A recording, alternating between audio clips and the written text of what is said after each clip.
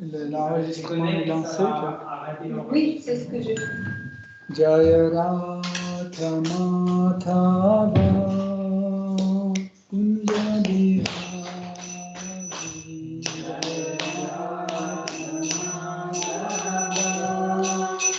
Kunja Bihari Jaya Radha Madhava Kunja Bihari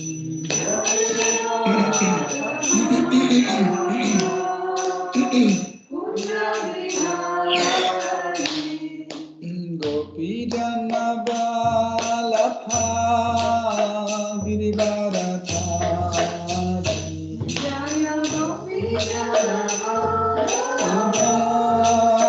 Girivaradhari Gopi Janabalaha Girivaradhari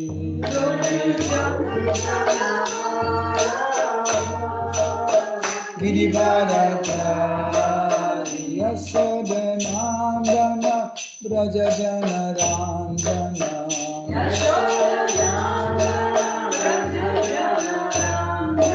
Yasodhanandana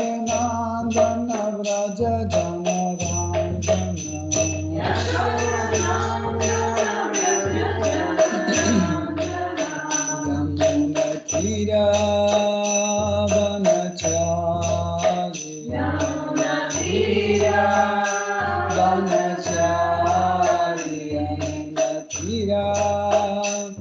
Vanachari Yamuna Tira Vanachari Jayarata Madhava Kunja Bihari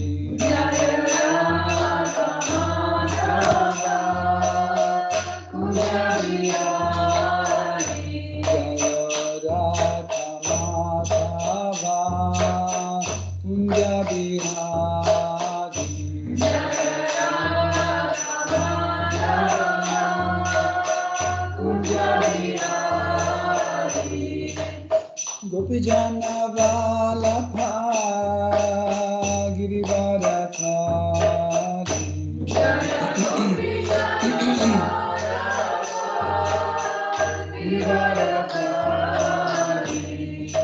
Gopi Janabalaha Girivaradhari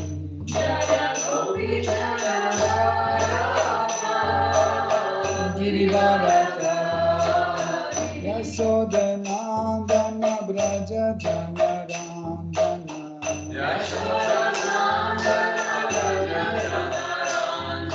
Yasodhanandana Brajajanarandana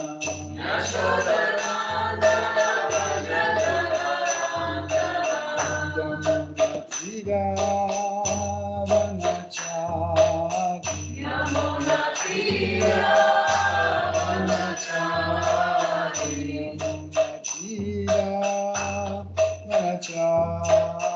Yamuna Tira Jaya Radha Madhava Kunja Bihari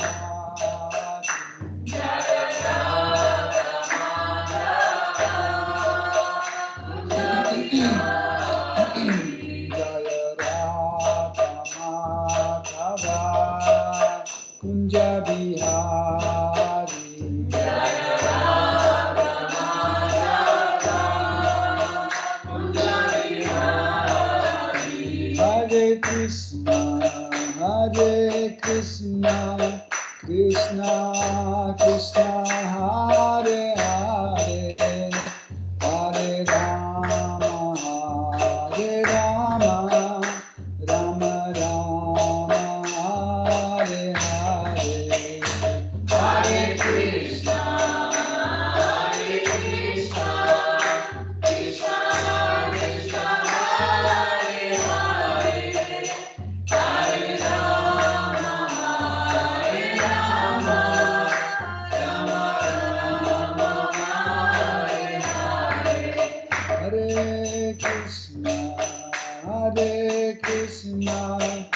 Krishna, Krishna Hare Hare, Hare Rama, Hare Rama, Rama Rama, Hare Hare. Hare Krishna, Krishna Krishna, Hare Hare, Hare Rama, Hare Rama, Rama Rama,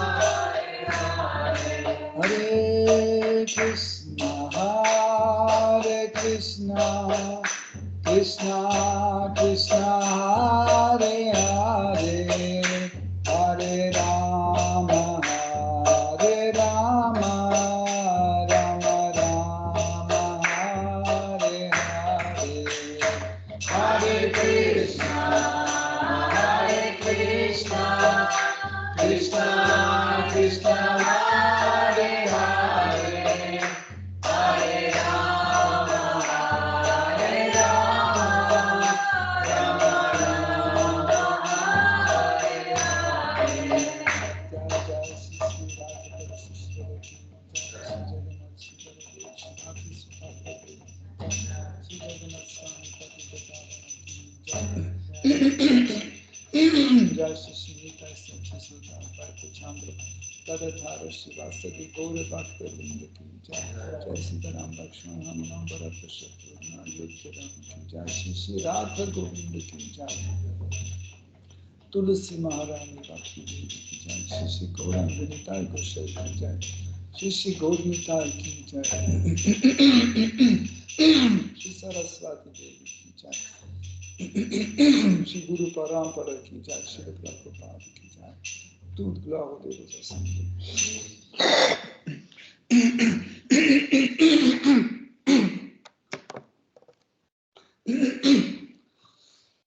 Om Ajnanati Mirandasya Jananjana Shalakayam Chakshurun Militam Yena Tasmai Shri Gurave Namaha Shri Chaitanya Manobhishtam Stapitam Yena Bhutale Svayam Rupa Kadamayam Dadati Svapadantikam Vandeham Shri Guru Shri Yuta Pada Kamalam Shri Guru Vaishnavamscha Shri Rupam Sagrajatam Sahagana Raghunatham Vitam Tam Sajivam Sadvaitam Savadutam Parijana Saitam Krishna Chaitanya Devam Shri Radha Krishna Padam Sahagana Lalita Shri Vishakam Vitamscha Karuna Sindhu Dinabandhu Jagatpate Gopesha Gopika Kanta Radha Kanta Namostute Tapta Kanchana Gaurangi Radhe Vrindavaneshwari Vrishabhanu Sutte Devi Pranamami Hari Priye Vancha Kalpatarubhyascha Kripa Sindhubhyeva Cha Patitanam Pavanebhyo Vaishnavebhyo Namo Namaha Namo Om Vishnu Padaya Krishna Prasthaya Bhutale Srimate Bhaktivedanta Swami Niti Namine Namaste Sarasvati Devi Gaurevani Pracharine Nirvishesha Shunyavadi Paschatya Desha Tarine Jai Shri Krishna Chaitanya Prabhu Nityananda Shri Advaita Gadadhara Shivasati Gaura Bhakta Vrinda Hare Krishna Krishna Krishna Hare Hare Hare Rama Rama Rama Hare Hare Hare Nama Eva Kevalam Kalam Nasteva Gatiranyataha Om Namo Bhagavate Vasudevaya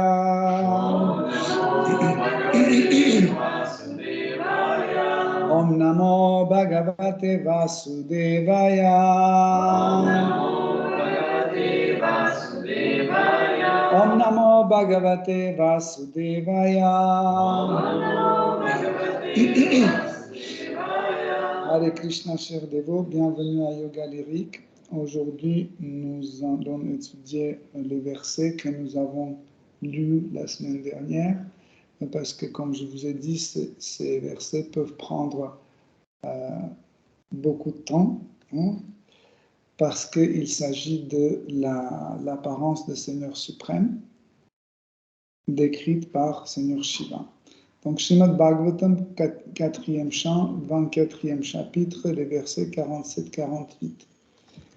Priti prahasita pangam alakai rupa shobhitam lasat pankaja kijalka dukulam rishta kundalam sphurat kirita valaya haranupura mekhalam shankha chakra gada padma malamanyutamad himat. Traduction. 47-48. Du fait de son sourire épanoui et miséricordieux et des regards complices qu'il jette à ses dévots, la beauté du Seigneur dépasse toute excellence. Sa chevelure noire ondule et ses vêtements, caressés par le vent, ressemblent au pollen de safran qui s'envole des fleurs de lotus. Ses pendants d'oreilles scintillants, sa couronne brillante, ses bracelets, sa guirlande, ses clochettes et conques au disque. Ses bracelets, sa guirlande, ses clochettes de cheville, sa ceinture et de nombreux autres ornements s'unissent à la conque, au disque, à la masse et au lotus pour accroître la beauté naturelle de la perle Kaustuba qui repose sur sa poitrine. Teneur est portée? Oui. Teneur est portée par sa divine grâce, S.I. Bhaktivedanta Swami Srila Prabhupada. Abhay Chalan Bhaktivedanta Swami Srila Prabhupada. Le mot Prahasita Panga, se rapportant au sourire de Krishna et au regard en coin qu'il lance à ses dévots, concerne particulièrement ses rapports avec les gopis. Krishna est toujours d'humeur joviale lorsqu'il fait croître le rasa de l'amour conjugal dans le cœur des gopis. Il tient souvent dans ses mains la conque, la masse, le disque et le lotus, mais on les retrouve également gravés sous forme de signes dans la paume de ses mains.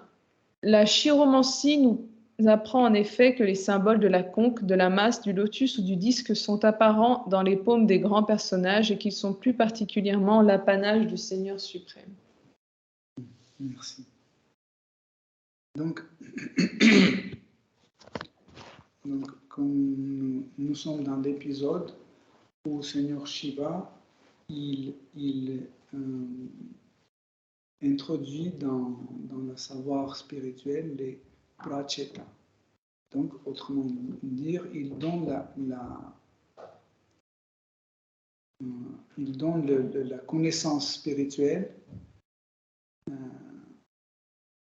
en 10 pracheta, le fils de Rop Rachinabar. Ce qui est intéressant, on peut dire, ok, on dit que nous ne sommes pas ce corps, que Dieu est l'origine de tout et de tous, qu'il crée le monde spirituel, le monde matériel, que le Dieu est le Tout-Puissant, pour renoncer, il crée les univers, etc. etc. Ça, c'est la science. Okay? Mais quand on arrive, quand Seigneur Shiva décrit que les cheveux de Krishna sont bouclés et noirs, quelle science? Est-ce que c'est la science? Est-ce que c'est la science? Donc, le mot tattva, en fait, le mot tattva, on peut traduire aussi comme la vérité et aussi comme la science, le savoir. Okay? Et le savoir, il est très différent pour différentes personnes. Dans une conversation, Sri Chaitanya Mahaprabhu, il parle à Ramananda Rai et il lui pose des questions. Samedi dernier, vous vous souvenez, c'était samedi, non, c'était mercredi. Non, jeudi. Ah, jeudi, c'est vrai. Jeudi, on a évoqué une partie de cette conversation. Et en fait, dans ces conversations, donc, Sri Chaitanya Mahaprabhu, il dit quelle est la vérité en fait? Quel type de vérité tu connais? Et Ramananda Rai dit, je connais 5 types de vérité. La vérité sur Krishna, la vérité sur Radha, la vérité sur l'amour de Radha et Krishna, la vérité pour ce divertissement et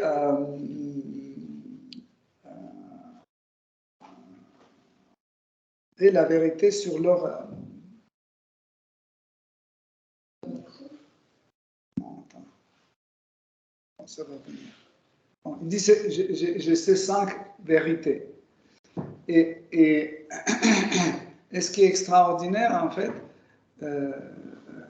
qui en fait, prend ça pour qu'est-ce que c'est la vérité, par exemple, sur l'amour de Radha et Krishna. Parce qu'en fait, les Shastras disent qu'en fait, la vérité sur Krishna et la vérité sur Vishnu, c'est différent. Même si c'est la même personne, mais en fait, les tattvas ne sont pas les mêmes, les tattvas sont différents. Et en fait,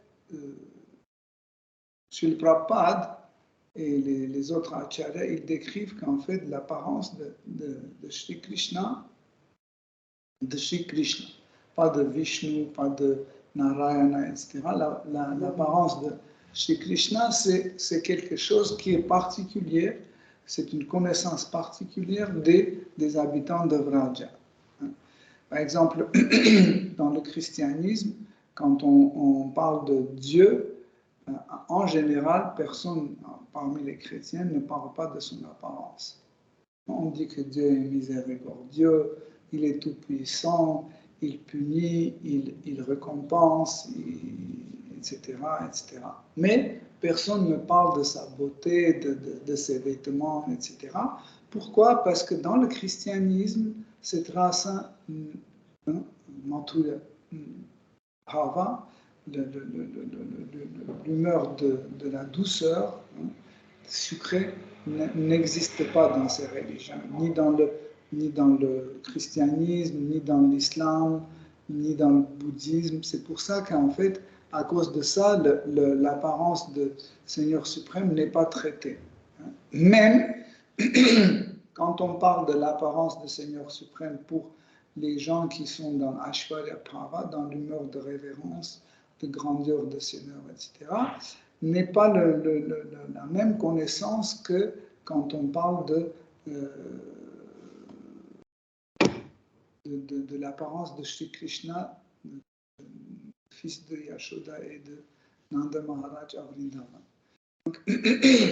Donc, ici, nous pouvons comprendre, en fait, c'est aussi une partie de la connaissance, mais très cachée, et cette partie de connaissance est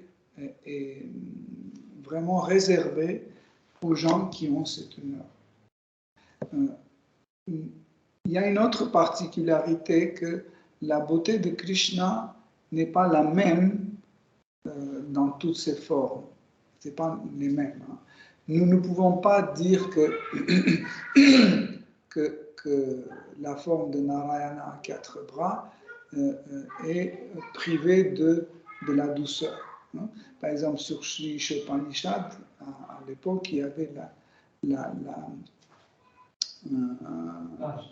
image de Vishnu à 4 bras avec ses 4 accessoires. Et nous, par exemple, quand on venait dans la conscience Krishna, le départ, c'était la seule image qu'on avait. En fait, les autres ne circulaient pas. Aujourd'hui, il y a un milliard d'images partout. Et en fait, pour nous, Krishna, c'était cette image-là, et on trouvait très beau et très particulièrement très séduisant, doux, etc. Mais après, quand on a eu l'image de Krishna, d'habitant de Vrindavan, nous avons vu que en fait, il y a une différence et c'est pas le même. Et puis, petit à petit, quand on découvre la description de Seigneur suprême dans les écrits sacrés, nous comprenons qu'en fait, la beauté, c'est un tattva, comment dirais-je, c'est un phénomène assez particulier. Par exemple, quelqu'un trouve que ce pivoine est très beau et l'autre dit non, il est moche. Okay? Pourquoi? Est-ce qu'on peut dire que en fait la beauté c'est un critère absolu? Par exemple, quand on parle de la force physique, là, on peut, par exemple, si je monte cette table et Georges, il n'arrive pas à monter, donc je suis plus fort que lui. Okay? Ou par exemple, la richesse. Si j'ai plus d'argent qu'Atmarama, je suis plus riche. Donc, vous voyez, les critères sont palpables. Okay? Tandis que quand on parle de la beauté, quels sont les critères de beauté?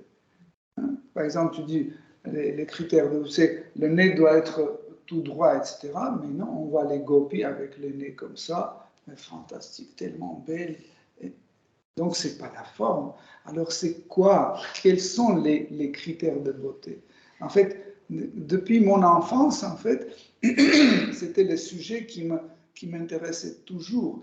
J'arrivais pas à comprendre à cette époque-là, et j'étais tout petit, et je ne savais pas que Srimad Bhagavatam existe. Mais les critères de beauté, c'était toujours différent pour moi. Hein. Par exemple, je trouvais que cette chose est belle, et mes parents disaient que c'est moche. Non. Par exemple, il y avait un t-shirt que je voulais acheter, je disais c'est très beau, et eux, ils disaient non, c'est moche. Donc je dis, mais comment? Pourquoi dans tout le reste, il y a des critères de comparaison, mais dans la beauté, ça n'existe pas. Pourquoi? Parce qu'en fait, la beauté, c'est un tattva spécial. C'est un tattva spécial qui, en fait, est au-delà de tout type de logique.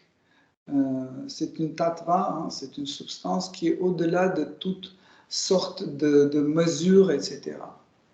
Vous comprenez? Donc, par exemple, si la force se mesure, hein, par exemple dans la science, prenez dans la science, en fait, tout se mesure. Hein. Par exemple, la force se mesure, la richesse se mesure, je ne sais pas, même le renoncement se mesure. Hein. Par exemple, si moi j'ai jeûné 1 mois, Sacha a jeûné 2 mois, donc il a gagné. Donc on peut, même le renoncement, on peut mesurer. L'intelligence, on peut mesurer, tout se mesure, mais dès qu'on arrive à la beauté, on n'arrive pas à le mesurer.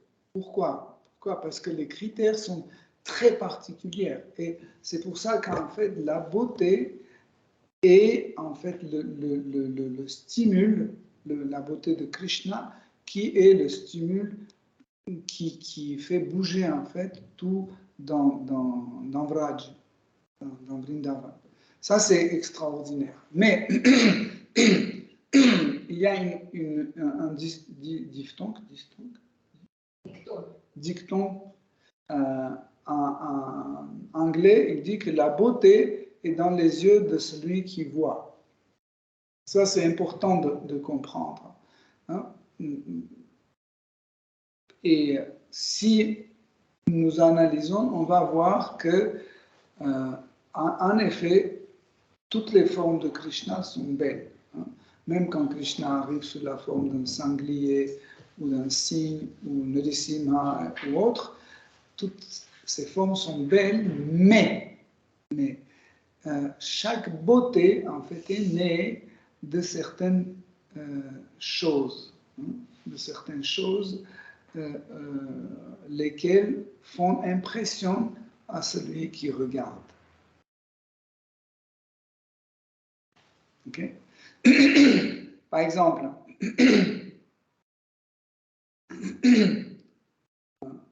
l'homme qui est très riche, du coup, il devient beau.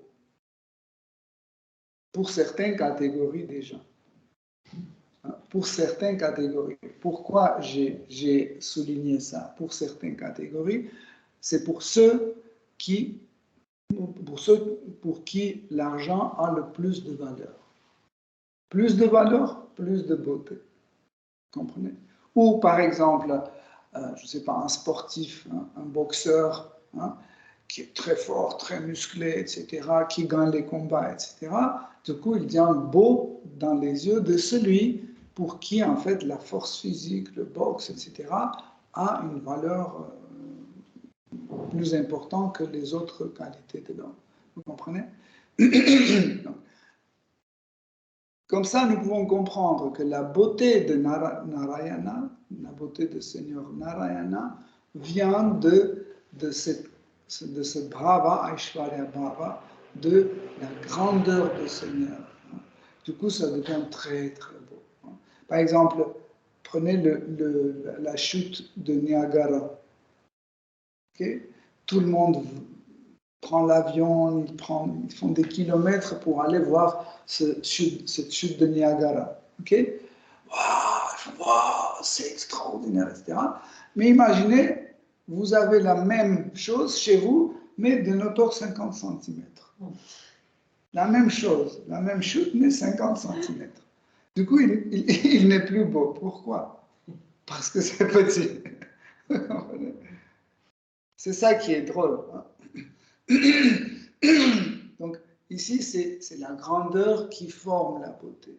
Okay? Pour cela, quand on parle de la beauté de Krishna, la beauté de Krishna n'est pas la même pour tout le monde. Hein? Par exemple, si on prend la beauté de Krishna de Vrindavan, surtout quand il était petit ou d'âge moyen, hein, pas Ouganda, quand il rentrait de la forêt, etc., vous pouvez imaginer son apparence complètement dans la boue, poussière, les cheveux comme ça, meulés, avec des pailles dedans, avec plein de trucs comme ça. Il sentait la bouse de vache, etc. Et quand sa maman le voyait dans cet état-là, elle le prenait comme ça, elle sentait tous ces odeurs mélangées, et tout de suite, en fait, son cœur tombait dans l'extase, tout de suite. Hein? Mais si, par exemple, Krishna va dans cet état-là, va voir Devaki à Dvaraka, elle va dire, va vite te changer parce que c'est pas, pour elle, ce ne sont pas les critères de beauté.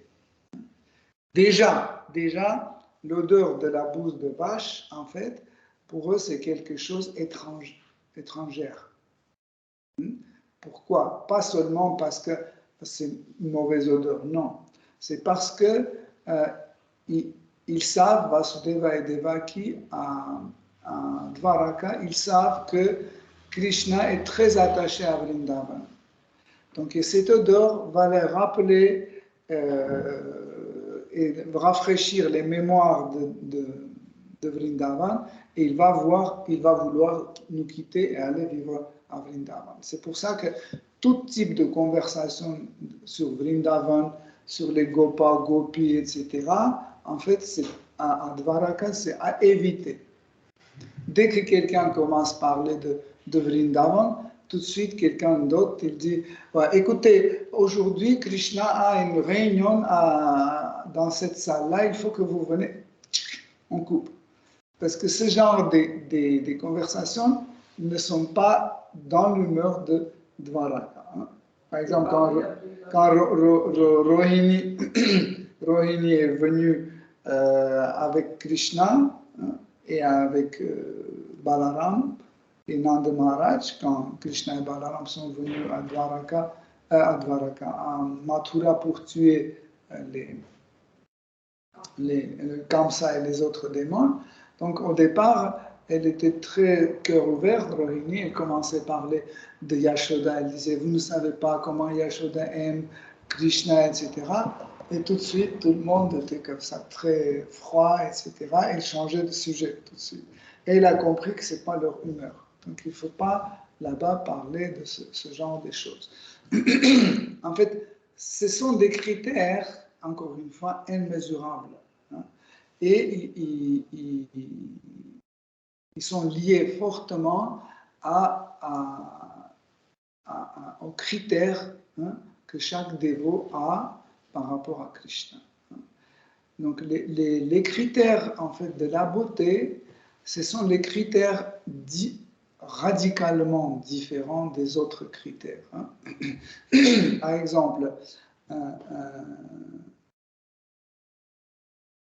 les gopis, hein, parce que les gopis, les gopas, Nanda, Yashoda, ils aiment Krishna, hein, et il ne se pose pas la question, est-ce que Krishna est riche ou pas riche? Cette question n'est jamais posée. Krishna est fort ou pas fort? Cette question n'est jamais posée. Krishna est renoncé ou pas renoncé? Il est glorieux ou pas glorieux?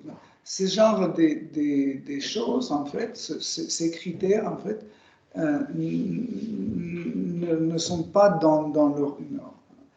C'est juste parce que c'est Krishna et il est comme ça. Tout le reste n'a aucune importance. Mais, par exemple, à Vaikuntha, hein, quand on parle de Sri Narayana ou d'autres formes de Krishna qui est dans l'humour d'Aishwarya, en fait, ce genre de conversation, ils sont autour des 5 qualités de Krishna. Hein. Krishna est beau parce qu'il est infiniment puissant. Krishna est beau parce qu'il est infiniment riche. Vous comprenez? Vous pouvez dire, mais comment c'est possible? C'est possible.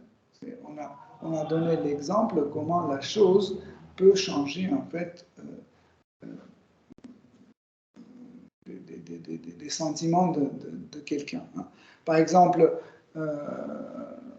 vous avez ce micro et vous pensez que ce micro, je ne sais pas, coûte 5 €. Par exemple, vous jetez par terre comme ça. Et après, on vous dit, non, attends, ce micro coûte 5 000 ou 50 000. Oh, tout de suite, tu commences à faire doucement. Pourquoi? Parce que la richesse, en fait, cette idée de richesse change tout de suite, en fait, notre comportement envers cet objet. Okay? Ou, par exemple, dans la cuisine, on prend une cuillère, on prend un peu les concentrés, on veut mettre dans la bouche et après on dit, non, c'est la cuillère de Krishna. Oh, tout de suite, pourquoi, en fait? Qu'est-ce qui se passe? En fait, chaque chose, en fait, manifeste un certain sentiment chez un être vivant. Et en fait, la beauté aussi, c'est un critère qui est lié avec l'amour. Par exemple, la plupart des parents pensent que ces enfants sont les plus beaux. Pourquoi? Parce qu'ils les aiment.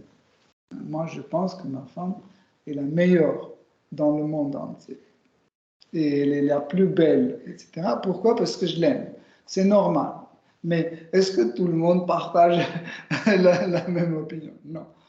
Pourquoi? Parce qu'ils aiment peut-être un peu ou pas du tout. Donc c'est comme ça, les critères de beauté se répandent. Okay?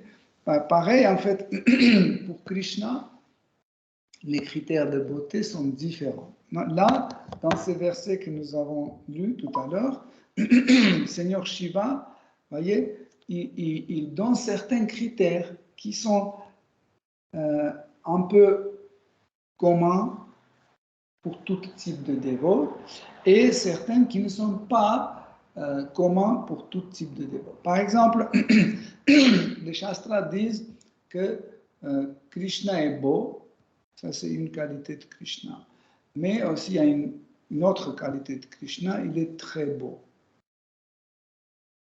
Vous pensez que c'est la même qualité? Non, c'est une autre catégorie. Hein?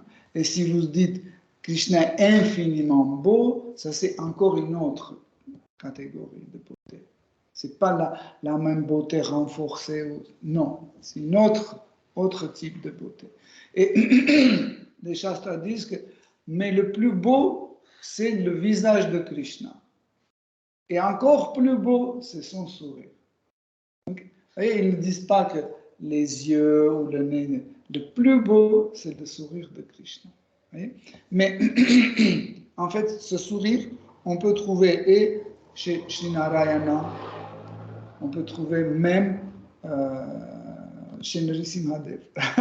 Nrisimhadev aussi, quand Sri Prahlad Maharaj est monté sur ses genoux, Sri Nrisimhadev l'a léché comme ça et il a souri.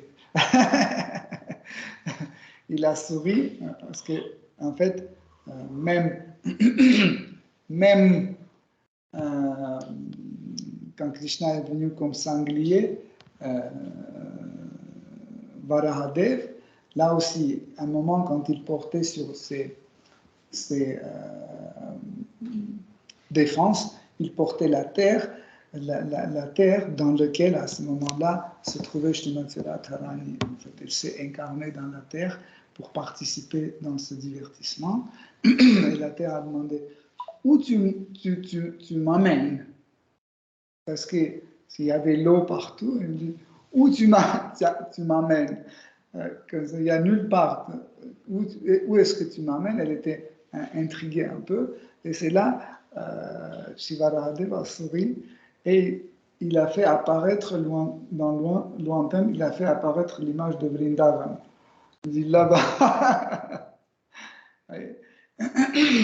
Donc, le sourire de Krishna est très désiré par les dévots.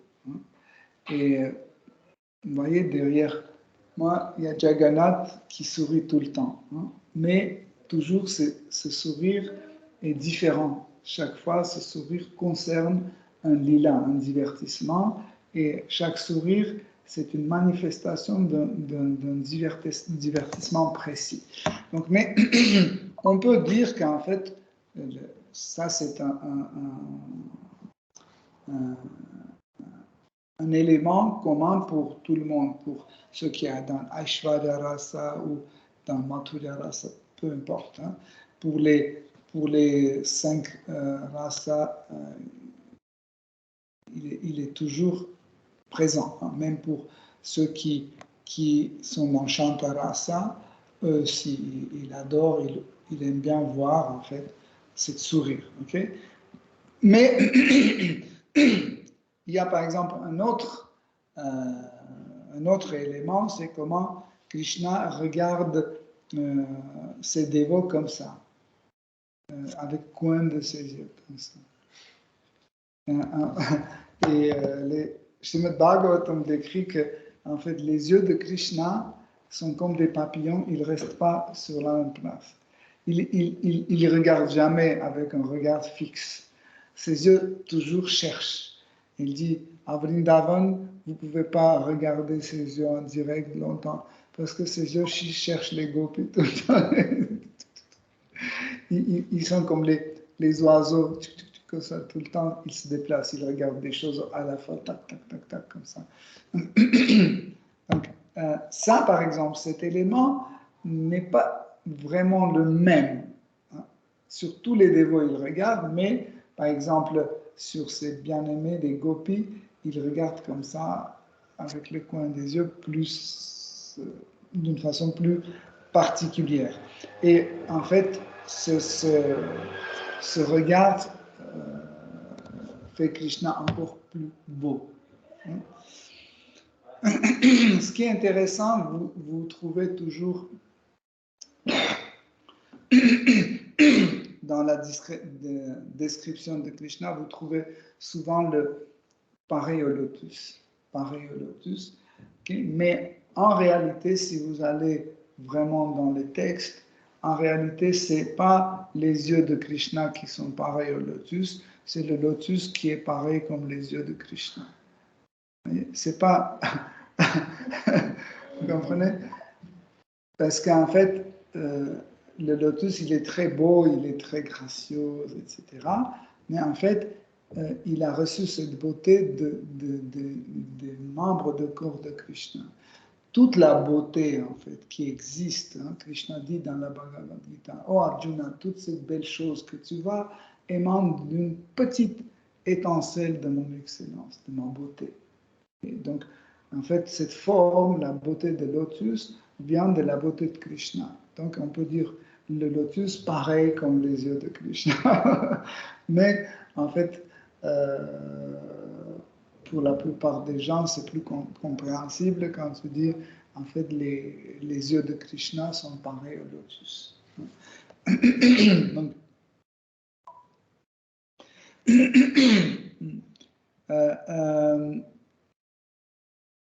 vous voyez, dans le verset précédent, il était dit que son corps ressemble à un nuage orageux.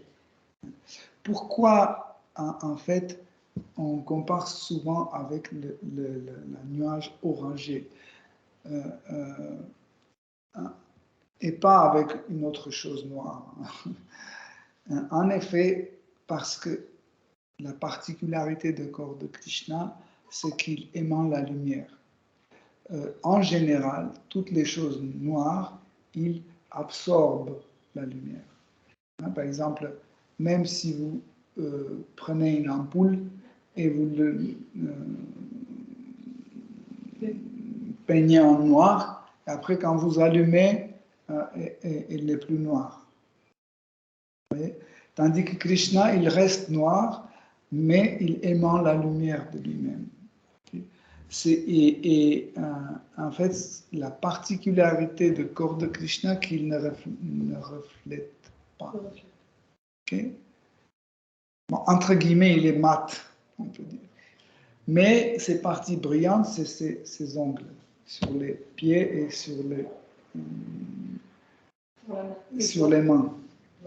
En fait, la brillance en fait, de ces ongles est extraordinaire et les Shastras disent que cette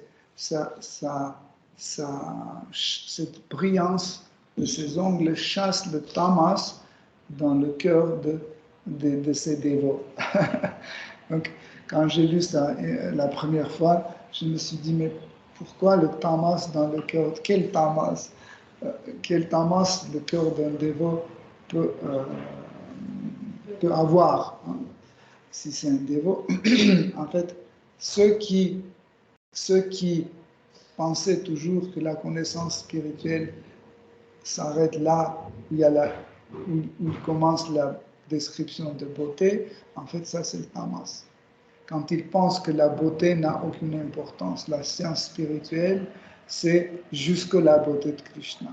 C'est ça la science. Et ça, c'est pas la science.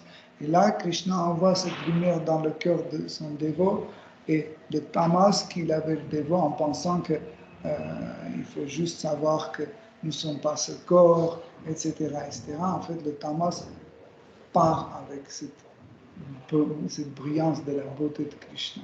Ça, c'est extraordinaire. Et puis,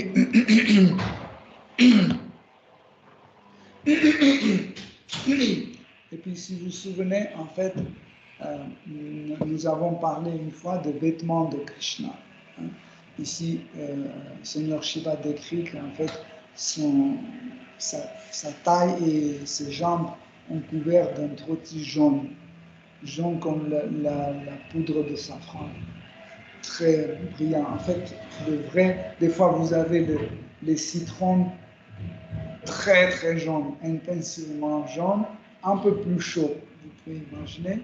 En fait, c'est ce jaune-là qui est porté par Krishna. Et en fait, ce qui est intéressant, c'est que les vêtements, dans certains sens, les vêtements de Krishna sont considérés comme une partie de son corps. Donc, pourquoi en fait? Parce qu'en fait, il forme l'image de Krishna. Il forme l'image de Krishna. Donc, et quand Krishna est habillé de telle ou telle façon, sa forme change. Ça veut dire que c'est un autre Krishna. Hein. Comme par exemple, Krishna de Vrindavan a 2 bras et Krishna de Vaikuntha a 4 bras.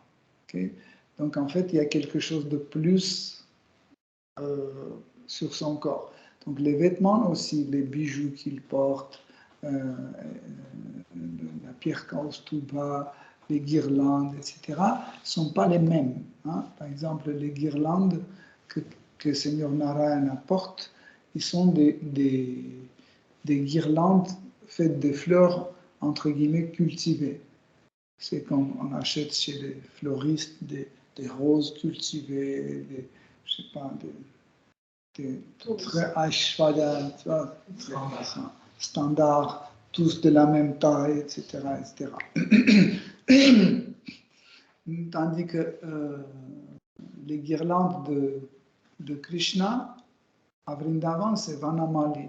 C'est des guirlandes faites de fleurs champêtres, hein, ce qui pousse dans la... Hein? Champêtre.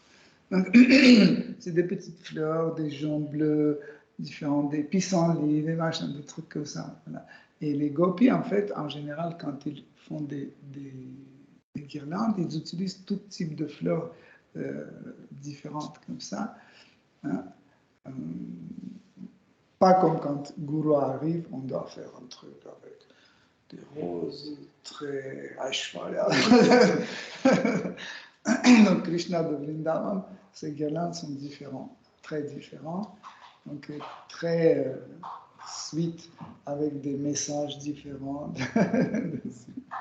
Donc, parce qu'en fait, quand un dévot fait une guirlande pour Krishna, toujours il met un message. Hein. Surtout les gopis, quand elles font une guirlande, elles mettent un message spécial pour Krishna. Hein. Et des fois, c'est des messages que seulement Krishna peut déchiffrer. Les autres ne peuvent pas parce que c'est très compliqué, on ne sait pas qu'est-ce que c'est. Hein. Par exemple, ça peut être une fleur rayée avec un ongle. On ne sait pas qu'est-ce que c'est. Mais elles savent, Krishna sait aussi. C'est assez intéressant, mais aussi nous pouvons penser que en fait, le corps de Krishna est aussi continu dans ses vêtements. Donc, encore une fois, de certaines façons, hein, ça devient le corps de Krishna. Et dans ce verset, Seigneur Shiva décrit Krishna avec les 4 bras dans lesquels il y a la masse, la Sudarshana Chakra, la conque et un lotus. En fait, ces 4 attributs ont certains sens. Hein. Par exemple, la masse. La masse symbolise que Krishna est protecteur. Il protège ses dévots. Hein? Il protège. En fait, la masse est le symbole de protection. Il protège. Sudarshana Chakra, c'est le destructeur. Hein, parce qu'il est l'incarnation du temps. Hein, et le temps, vous savez, détruit tout. Donc, et ça, il peut détruire chaque chose qui devient un obstacle sur le chemin d'un dévot ou de Krishna. C'est un élément qui détruit. La conque, qui contient le son, c'est un élément qui transmet le message et la connaissance de savoir. On s'est longtemps parlé, si vous vous souvenez, quand le Seigneur Kshavadakasha Vishnu est apparu devant Dhruva Maharaj, il ne savait pas quoi dire. Il était complètement perdu, et c'est là qu'il a touché avec sa conque, il a touché la tête de Dhruva Maharaj, et tout de suite, en fait, le savoir qui rentrait en lui, il a commencé à faire les prières à un Seigneur. Et la lotus, c'est un symbole de récompense. La récompense, la miséricorde, récompense, etc. Quand on est content, quand on veut faire plaisir, remercier quelqu'un, souvent on achète les fleurs et on offre. Hein. Vous n'avez pas remarqué, c'est comme ça. Et comme par exemple, quand Uddhava est venu à Vrindavan, quand Krishna était à Mathura, Uddhava est venu à Vrindavan pour apporter les lettres, le message de Krishna. Et puis après, quand quand il a vu les gopis, il était tellement ému qu'il a dit que je veux bien mettre un herbe à Vrindavan pour que les gopis marchent sur moi. À tel point il était admiré la dévotion des gopis. Et quand je raconte pas tout parce que si je rentre dedans, on va pas sortir. Et quand Srimati Radharani essayait d'écrire la lettre comme réponse à Shri Krishna, elle n'arrivait pas. Pourquoi? Parce qu'elle pleurait et chaque fois, ses larmes tombaient sur la lettre et tout était effacé. On prenait une autre feuille, elle écrivait, dès qu'elle écrivait quelques mots, les larmes tombaient dessus et tout était effacé de nouveau.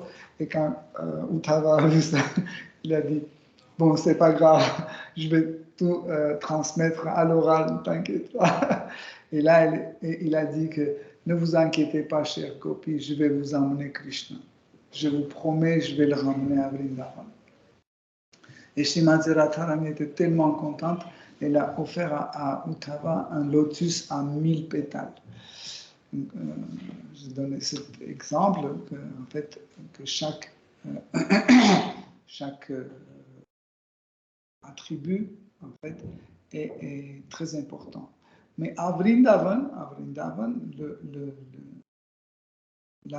entre ces 4 attributs qui sont plus utilisés par Krishna, Vrajanath Krishna, c'est le lotus. En fait, les 3 autres, ils n'utilisent pas.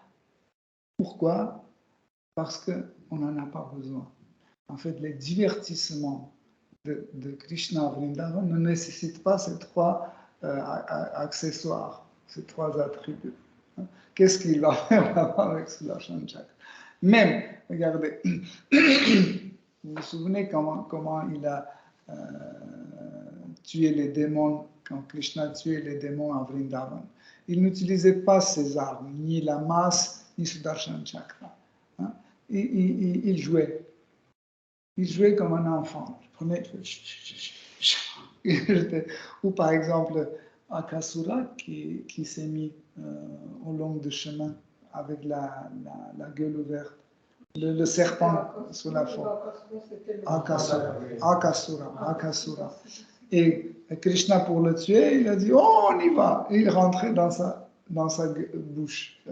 Il est rentré dans ses intestins et tout ça. Et tous les vaches et son copain sont rentrés derrière lui. C'était pas l'idée. On va tuer Aghasura. Non, c'était un jeu. Il s'amusait. Après, quand Aghasura a fermé la bouche, tout de suite, tout est devenu noir.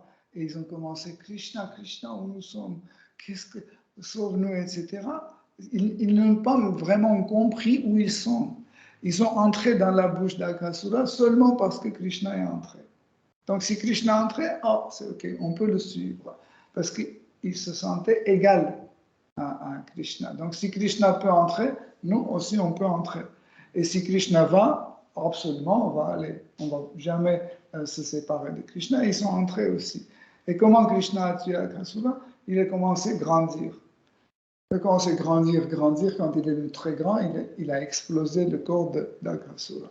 Donc, encore, vous voyez, ces 4 attributs, ces 4 éléments, ne sont pas nécessaires partout. Hein. Vous voyez, des fois, dans certaines situations, Krishna peut en fait évoquer tel ou tel attribut pour en fait, tel ou tel divertissement. Hein. Comme par exemple quand Maharaj Yudhishthira faisait Rajasuya Yagya, donc Krishna était là-bas sans ses attributs. Hein. Il lavait les pieds de Brahmana qui venaient. Voyez, Seigneur suprême qui lave les pieds de Brahmana, c'était son service. Hein. Et c'est pour ça que aussi Shishupal a commencé à lancer les offenses vers Krishna. Et là, centième offense, Krishna a appelé le Sudarshan Chakra qui est venu et lui a tranché la tête. Donc, vous voyez, juste pour lui rappeler qu'en fait, peut-être pour les Pandavas, je suis leur ami, mais pour toi, je suis Dieu, la personne suprême. Vous voyez la nuance? C'est très important parce qu'en fait, il ne montrait pas au Pandava le Sudarshan-chakra, ce n'était pas nécessaire. Parce qu'il était leurs amis. Ils ne voulaient pas dire que je suis Dieu, la personne suprême, etc. Voyez. Mais quand il s'agissait de Shishupal, il dit, moi je suis leurs amis, mais pour toi, je suis Seigneur suprême. Voilà, donc...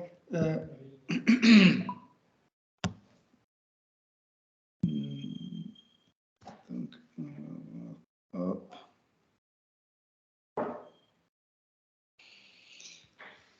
Ok, Hare Krishna, chers dévots. Donc, pour aujourd'hui, on va s'arrêter là. Le vendredi prochain, on va étudier les versets suivants. Si vous avez des questions, des commentaires. J'ai une question. Mm-hmm. En fait, c'est tout à l'heure, tu parlais que la science spirituelle s'arrête quand la beauté commence. Tu parlais des gens qui ne comprennent pas plus parce qu'ils pensent que quand la beauté commence, ça s'arrête. Est-ce que tu peux approfondir? Par exemple, pour les scientifiques matérialistes, qu'est-ce qu'ils pensent, les scientifiques matérialistes? Ils pensent que, en fait, tout ce qui est accessible à nos sens, c'est la science. Ce qui est au-delà, ce n'est pas la science, c'est la religion. Dans la religion, la science spirituelle est jusqu'au là où il y a en fait, ces sciences spirituelles, si ça concerne l'état constitutionnel de Krishna. Ça veut dire ses capacités, sa façon d'agir, etc., etc. Jusqu'à sa beauté. En fait, on parle de 6 opulences. Okay? Les 5 excluent la beauté. Les 5, en fait, parlent de ça. De sa position constitutionnelle.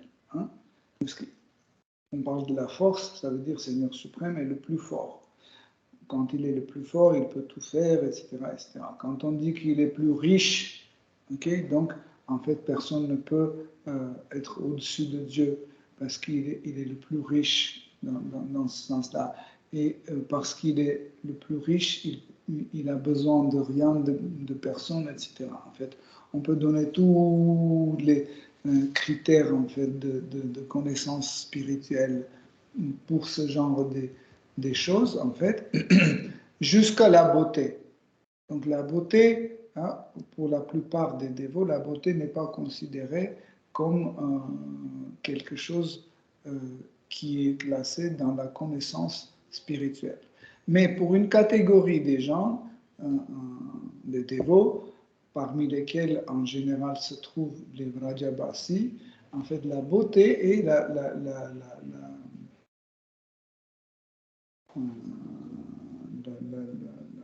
la faculté ou l'élément le plus important, en fait, dans tous les 5 rasas.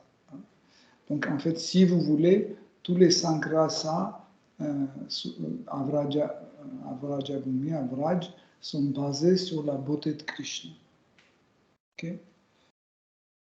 Donc, même les serviteurs de Krishna, si vous lisez bien, par exemple, les histoires, vous allez voir que même les serviteurs de Krishna, ils n'ont pas Aishvarya Bhava.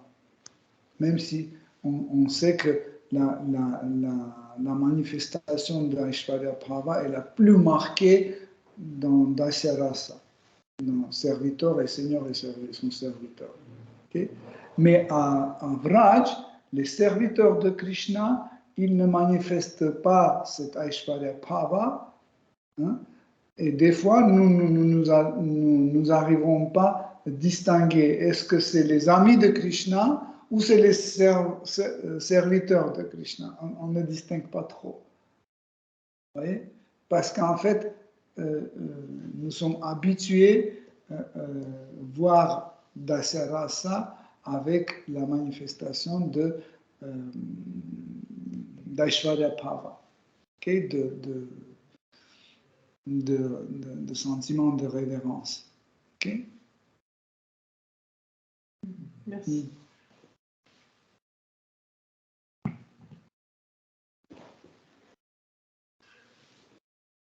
Ok. Hare Krishna, chers dévots. Shri Srimad Bhagavatam ki jai. Shri Shiva Shankara ki jai. Shri Prabhupada ki jai. Là, on est dans l'assemblée.